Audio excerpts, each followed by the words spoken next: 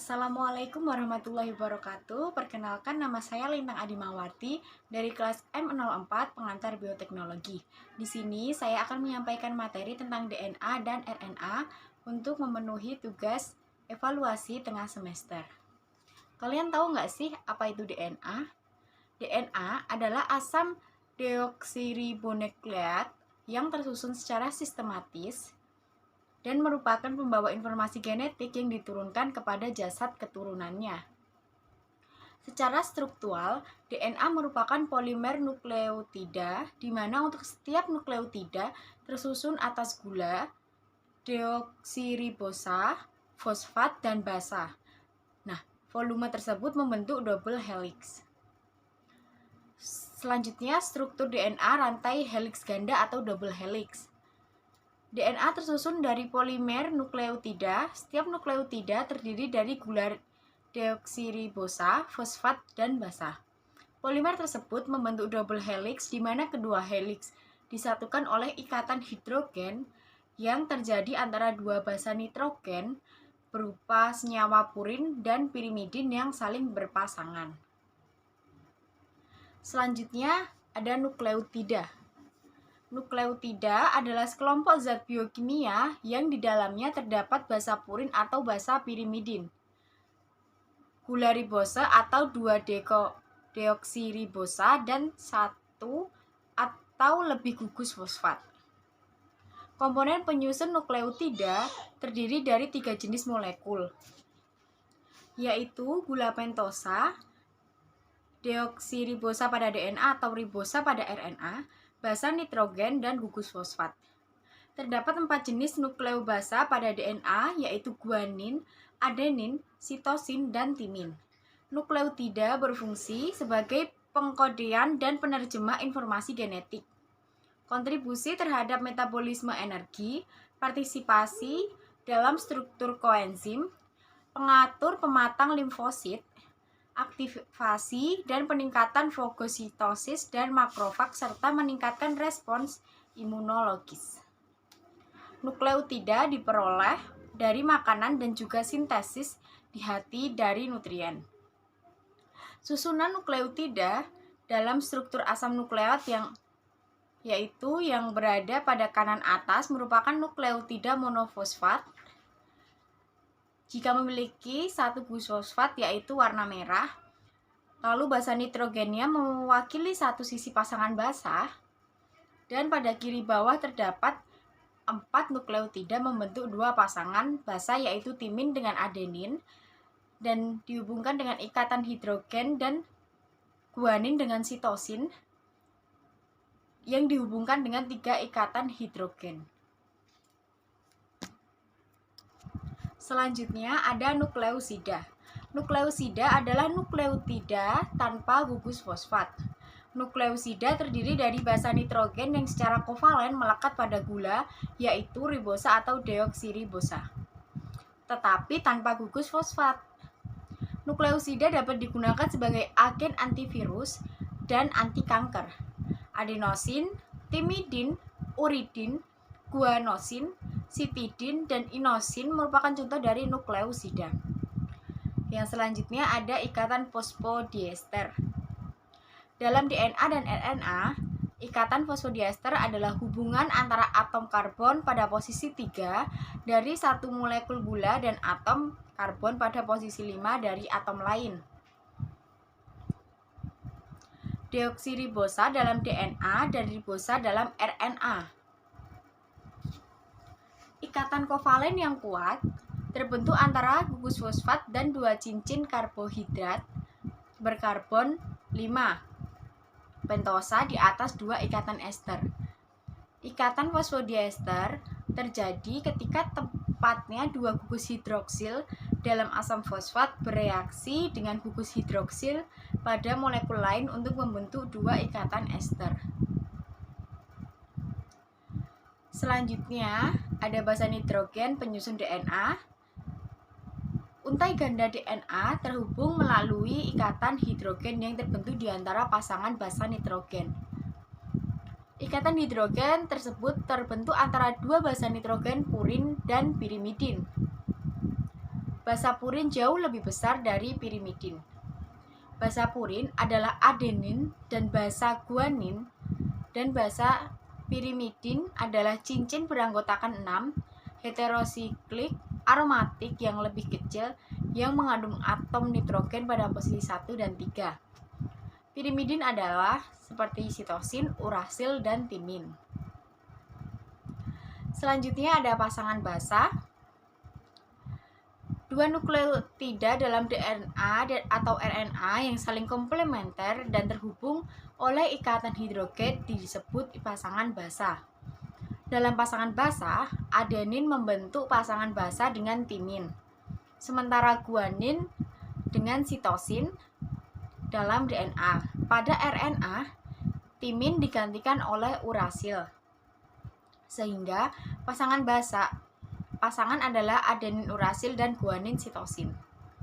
Adanya pembentukan basa ini menyebabkan dua untai DNA saling melengkapi yang bersifat komplementer. Selanjutnya ada macam-macam DNA. Yang pertama, aDNA itu mempunyai 11 basa perputaran lebih aktif dalam sel dibanding dengan bDNA. Yang kedua itu ada bDNA, itu mempunyai satu basa perputaran digunakan dalam replikasi RNA. Yang ketiga ada zDNA, itu mempunyai 12 perputaran dan digunakan dalam penerjemah RNA. Yang keempat ada cDNA, atau biasa dikenal dengan klon, merupakan bagian yang digunakan untuk pengujian obat dan identifikasi penyakit. Selanjutnya kita masuk ke RNA atau pengertian RNA. RNA atau asam ribonukleat merupakan makromolekul yang berfungsi sebagai penyimpan dan penyalur informasi genetik. RNA digunakan sebagai untuk menyimpan informasi genetik, misalnya pada materi genetik virus, terutama golongan retrovirus. RNA sebagai penyalur informasi genetik, misalnya pada proses translasi untuk sintesis protein. RNA juga dapat berfungsi sebagai enzim atau ribosim yang dapat mengkalis formasi RNA-nya sendiri atau molekul RNA lain. RNA sebagai makromolekul polinukleotida berupa rantai yang tunggal dan tidak berpilin. Selanjutnya ada struktur RNA. Unit-unit gula dalam RNA berupa ribosa. Ribosa mengandung sebuah gugus 2 hidroksil yang tidak terdapat deoksiribosa. RNA hampir sama dengan DNA. Perbedaannya terletak pada yang pertama, basa utama RNA adalah adenin, guanin, sitosin, dan urasil dengan panjang molekul 70-10.000 pp. Yang kedua, unit gula RNA adalah D-ribosa. Yang ketiga, molekul RNA berupa untai tunggal kecuali pada beberapa virus. Selanjutnya, kita masuk ke nukleotida. Nukleotida adalah unit penyusun DNA dan RNA. Tiap nukleotida tersusun atas 3 komponen. Yang pertama ada gula pentosa. Gula pentosa pada DNA berupa deoksiribosa, sedangkan pada RNA berupa ribosa. Yang kedua ada gugus fosfat. Gugus fosfat yang berikatan dengan atom karbon gula pentosa nomor 5 pada awal dan atom karbon nomor 3 pada ujung rantai merupakan ikatan ester. Yang ketiga itu ada basa nitrogen. Basa nitrogen itu terdiri atas golongan purin dan pirimidin. Pada DNA, basa purin tersusun atas adenin dan guanin, sedangkan basa pirimidin tersusun atas sitosin dan timin. Di dalam molekul DNA, adenin selalu berpasangan dengan timin, sedangkan sitosin berpasangan dengan guanin. Pada RNA, basa purin tersusun atas adenin serta guanin, sedangkan basa pirimidin tersusun atas sitosin dan urasil. Di dalam molekul RNA, adenin selalu berpasangan dengan urasil, sedangkan sitosin berpasangan dengan guanin. Selanjutnya ada macam-macam RNA. Yang pertama itu ada mRNA atau RNA pembawa pesan. mRNA memiliki struktur yang pendek dan tidak stabil sesuai dengan kode genetik DNA yang dibawanya. Fungsinya membawa informasi DNA dari inti sel ke ribosom. Yang kedua ada tRNA atau RNA transfer. tRNA memiliki struktur yang paling kecil, fungsinya mengenali kodon dan menerjemahkan menjadi asam amino di ribosom. Yang ketiga ada ribosom RNA atau rRNA. RNA ribosom memiliki struktur yang panjang dan stabil. rRNA merupakan RNA dengan jumlah terbanyak. Fungsinya sebagai tempat pembentukan protein. Selanjutnya ada perbedaan RNA dan DNA. Yang pertama, rantai polinukleotida DNA itu berbentuk rantai panjang, ganda, dan berpilin atau double helix, sedangkan RNA terbentuk rantai pendek, tunggal, dan tidak berpilin. Yang kedua, pada letaknya, letak DNA itu berada di inti, mitokondria, dan kloroplas, sedangkan RNA terletak di inti, sitoplasma, ribosom, mitokondria, dan kloroplas. Lalu pada gula pentosa, pada DNA adalah deoksiribosa, dan pada RNA adalah ribosa. Selanjutnya basan nitrogen pada DNA itu purin. Purin itu ada adenin, guanin, sedangkan pirimidinnya ada timin dan sitosin. Sedangkan di RNA, purinnya ada adenin dan guanin, pirimidinnya ada sitosin dan urasil. Selanjutnya kadar DNA itu tetap, sedangkan kadar pada RNA itu tidak tetap. Selanjutnya, fungsi DNA itu sebagai materi genetik atau bahan baku untuk sintesis protein. Sedangkan RNA itu sebagai alat dalam sintesis protein. Jadi, kalau DNA itu bahan bakunya, kalau RNA itu alatnya. Gitu. Selanjutnya ada dogma sentral. Dogma sentral itu menjelaskan mengenai proses perubahan gen dari DNA menjadi RNA dan RNA menjadi protein. Dogma sentral menjelaskan bagaimana proses pembacaan materi genetik menjadi protein yang berperan di setiap tahap metabolisme di dalam tubuh suatu organisme. Selanjutnya ada replikasi DNA. Replikasi merupakan proses duplikasi DNA menjadi DNA dengan bantuan DNA polimerase. Sedangkan dihasilkan molekul anakan yang sangat identik. Replikasi DNA ini menggunakan model konservatif, semi-konservatif, dan dispersif. Pada model konservatif, disintesa masing-masing satu untai lama dan satu untai baru, kemudian kedua untai tersebut mensintesa komplemennya. Model ini tidak sesuai dengan struktur DNA yang ada.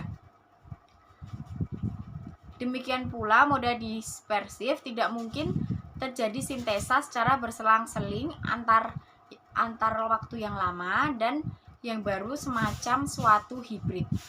Sifat komplementer pada DNA untai ganda double helix memberi kesan bahwa replikasi DNA terjadi secara semi-konservatif. Selanjutnya ada transkrip. Transkrip terdiri dari 3 tahap, yaitu yang pertama ada inisiasi atau permulaan, kedua elongasi atau pemanjangan, yang ketiga terminasi atau pengakhiran. Yang pertama ada inisiasi atau permulaan. Transkrip ini diawali oleh promoter, yaitu daerah DNA tempat polimerase ini melekat. Nah, promoter mencakup titik awal transkrip dan biasanya membentang beberapa pasang nukleotida di depan titik awal tersebut. Fungsi promoter yaitu menentukan di mana transkrip dimulai, menentukan yang mana dari dua rantai ganda DNA ini yang digunakan sebagai cetakan. Yang kedua ada elongasi atau pemanjangan. Ketika RNA bergerak di sepanjang DNA, pilihan rantai ganda ini terbuka secara berurutan kira-kira 10-20 basa DNA. Enzim polimerase menambahkan nukleotida ke ujung 3 dari molekul RNA yang dibentuk di sepanjang rantai ganda DNA. Setelah sintesis RNA berlangsung ini, rantai ganda DNA akan terbentuk kembali dan RNA baru akan terlepas dari cetakannya. Yang ketiga ada terminasi atau pengakhiran. Transkrip berlangsung hingga RNA polimerase mentranskrip urutan DNA yang dinamakan terminator. Terminator itu merupakan urutan DNA yang berfungsi untuk mengakhiri proses transkrip. Selanjutnya translasi. Translasi adalah proses penerjemahan urutan nukleotida yang ada pada molekul mRNA menjadi rangkaian asam amino yang menyusun suatu polipeptida atau protein. Hanya molekul mRNA yang ditranslasi, sedangkan rRNA dan tRNA tidak ditranslasi. Molekul mRNA merupakan transkrip urutan DNA yang menyusun suatu gen dalam bentuk ORF atau kerangka baca terbuka. Suatu ORF itu dicirikan sebagai berikut. Yang pertama, kodon inisiasi transisiasi yaitu urutan ATG pada DNA atau AUG pada mRNA. 2. Serangkaian urutan nukleotida yang menyusun banyak kodon.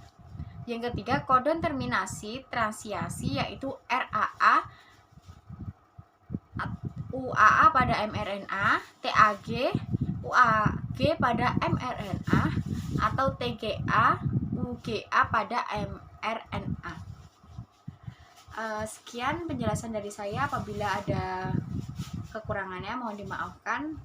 Wassalamualaikum warahmatullahi wabarakatuh. Terima kasih.